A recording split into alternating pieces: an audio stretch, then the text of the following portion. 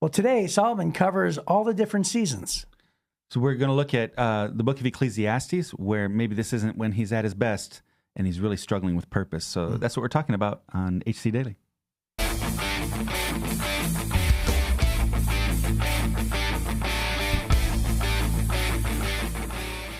You're listening to another episode of HC Daily, a daily devotional podcast that you can listen to at home or on the go. We believe that you can grow as much as you want to grow spiritually, and this podcast can be a part of your daily growth plan. So, whether you're watching on YouTube, listening on Spotify or your favorite podcast app, we're glad you're here. Now, let's join our hosts, Jeff Forrester and Chris Zarbaugh, in the studio. Hey, Jeff. Hey, Chris. So we're talking about Solomon, and, he talks about there's a season for everything. Yes. So I thought it may be appropriate to say, what is your favorite season? My favorite season. So you have winter, you have summer, fall, and then you have spring, and then you have construction season. That's right. And bow season. That's really important. So the fall is by far my favorite. Oh, I asked you this already, didn't I? Yes. Yeah. We already because you talked about that. hunting, didn't you? I love hunting. Yeah. So that was you asked me that before, but that's okay. I mean, at your age, your mind comes and goes. Well, actually, it's only because we had just read Solomon, and he says there's a time to be born, a time to die. Well, I'm going to change my question. 30 seconds. Okay, go ahead. Did you know that the Beatles song was written after chapter 2 when he says, to everything there's a season, turn, a time to be born, a time to die? That's actually right there out of verse number 2. Yeah, chapter 3. So quick question, and you have 10 seconds to answer. What is your favorite Beatles song? Go. I have no favorite Beatles song. Dude. I promise you. Dude, remember when I said I didn't like chocolate and you said we're done here? Yes. Come on, bro. Yeah. You don't have a favorite Beatles song? So if you want a rock song based on a Bible verse, I would much prefer U2's 40. I waited patiently for the Lord. Dave Wilson? Then this. This Dave is Wilson the Beatles. Thinks you're a heretic. Dave Wilson doesn't know what he's talking about. Oh, wow. Yeah. Dude, Beatles are the best. Man. So let me get this right. Over the last couple of days, you told us that you like old man ice cream. Yes. And that you like to work out in ellipticals. And you like the Beatles. Yes. And you used a Mr. T reference. I'm proudly saying all these things. I'm reiterating all of these things with pride. Dude. Okay. Yes. So I like who I am, Jeff. Yeah, no, that's fine. I'm not saying anything bad about it. I'm just like, you're so old. You may not like me, but I like me. Yeah. Do you remember that? What is that on when the kids tell Gru in the thing? Yeah. Why are you so old? Oh no, it wasn't Gru. It was the scientist. Gru says that to the scientist. Remember? Oh, that's funny. Why are you so old? That's what it is. So anyways, that's what I'm thinking. Let's get into this. We're 3 minutes in again. We waste 3 minutes on every one of these things. I don't know why people even listen. You're still wasting time. I know by saying things. It's because I'm talking sometimes and I'm not thinking about what I'm talking about. Like right now, I'm not even thinking about what I'm talking about. Words are just coming out of my mouth. Not thinking about it. Here we go. Chapter 9 in Ecclesiastes. We're reading from the New Living Translation. And Solomon has been struggling at this point. Yeah. Basically, the first 20, let me set this up. The first 20 years of his life as king, he's incredible. Mm-hmm. He has a purpose. He has focus. His purpose is he's going to build God's temple. He's going to build his palace. He's trying to rule with justice and wisdom and all these things. And then we got to that point about 20 years in where it starts talking about he had married 1,000 women and he's pursuing all these other gods. And now he's dabbling with all these other religions. He starts trying to be maybe he gets a little too big for his britches. And by the time you get to Ecclesiastes, he's letting you know, I've tried everything a human can try. And I'm looking for real happiness. What's going to give me real purpose? What's going to give me real joy? What's life about? And he's starting to get jaded towards there is no purpose. That's kind of where he's at as you read up through chapter 8, right? Mm-hmm. So then he says everything's vanity. It's vanity, empty. It's just meaningless. Meaningless. And he's just miserable. So here's a guy who's wealthy beyond comprehension. Remember we talked about how much money he had? Yep. He's famous. He's the most famous person in the world. He has every bit of power. He has peace in his kingdom, and he's bored out of his mind and has no purpose. Which, by the way, is still the tale as old as time. Yeah. That's today. Yep. Talk to wealthy people who have it all, and they'll tell you the same thing. I thought there was going to be more to life. Right. This is basically his opus magnus saying, I thought there was going to be more to life. Yeah. Like I've enjoyed these things until I haven't, until I didn't. Yeah. So that's what he says in the first 8 chapters. And then he comes to chapter 9. And at this point now, he's moving towards the end of the book, chapter 12. And this is all of his final conclusion. So I tried everything.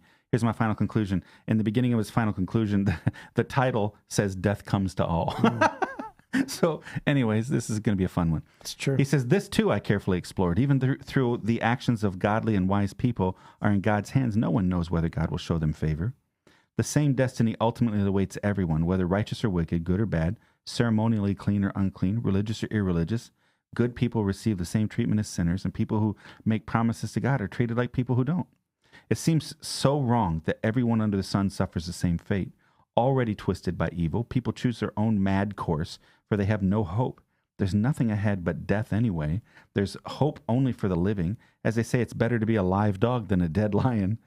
The living at least know they will die, but the dead know nothing. They have no further reward. Neither are they remembered.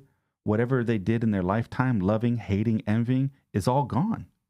They no longer play a part in anything here on earth. So go ahead, eat your food with joy and drink your wine with a happy heart, for God approves of this. Wear fine clothes with a splash of cologne. Live happily with the woman you love through all the meaningless days of life that God has given you under the sun. The wife God gives you is your reward for all your earthly toil.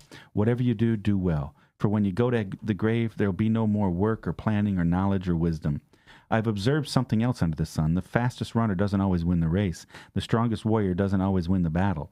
The wise sometimes go hungry, and the skillful are not necessarily wealthy, and those who are educated don't always lead successful lives. It is all decided by chance, by being in the right place at the right time. People can never predict when hard times might come. Like a fish in a net or birds in a trap, people are caught by sudden tragedy. Here's another bit of wisdom that has impressed me as I've watched the way our world works. There was a small town with only a few people, and a great king with his army besieged it. A poor wise man knew how to save the town, and so it was rescued. But afterward, no one thought to thank him. So even though wisdom is better than strength, those who are wise will be despised if they're poor. What they say will not be appreciated for long.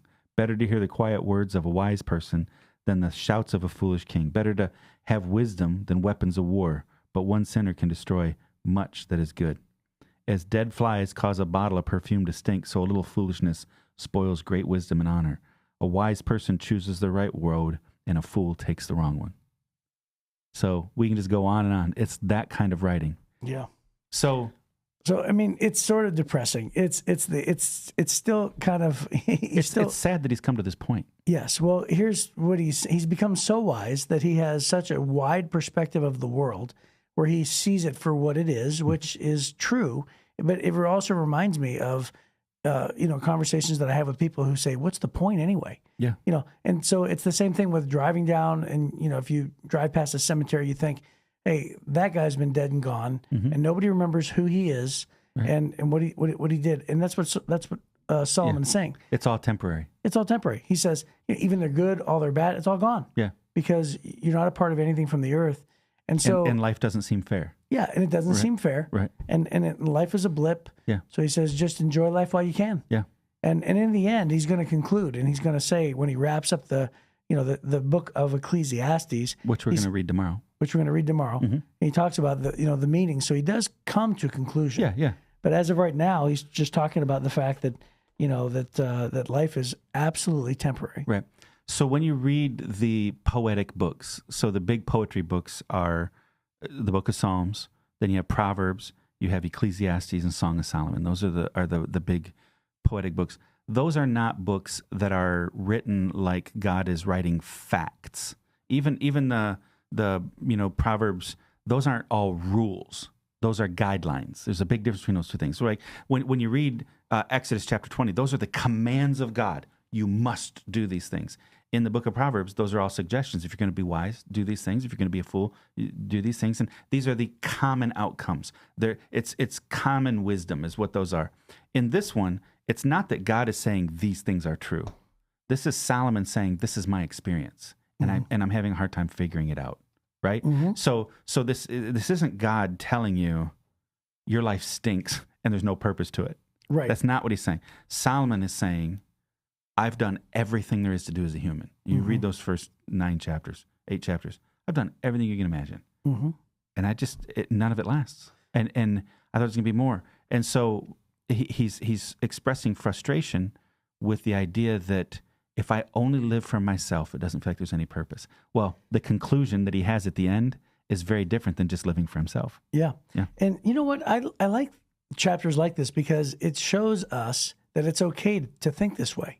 That even some of the greatest people to process this way ever lived, yes, yeah. In other words, like there's evidence in the Bible where David is angry with God. Oh yeah, and it's like sometimes he says, "Are you even paying attention to me?" Right. That's what David says. Hello, he's writing this as a prayer. Are you even paying attention to me? My enemies are being blessed and prospering, and here I am hiding in a cave. I feel like you forgot about me. What's up? Yeah, and he says, "Has God forgotten to be kind? Has His love rejected me forever?" In Psalm 77. Right. So and God says that's okay. Let's put it in the Bible. Right.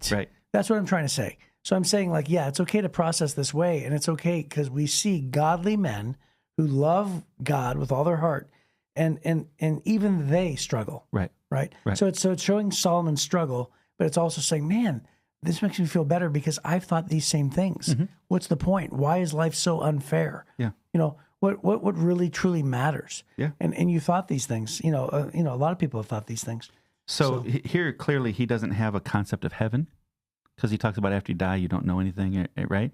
So that's I think is a little bit a part of his struggle is thinking that when it's all done, it's just all done.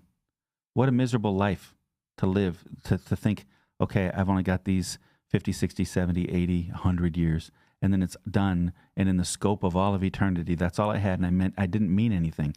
Some of his meaninglessness is in the fact that at this point, he doesn't believe in eternity, right? That's really an astounding idea that he doesn't have a concept of that, and it's part of his frustration. But he does say, so even in his depressing moments, as you read through these things, talking about the limits of human wisdom and how the wicked and the righteous work and that the world doesn't seem fair, every once in a while he pauses and goes, so because those things are true, try this.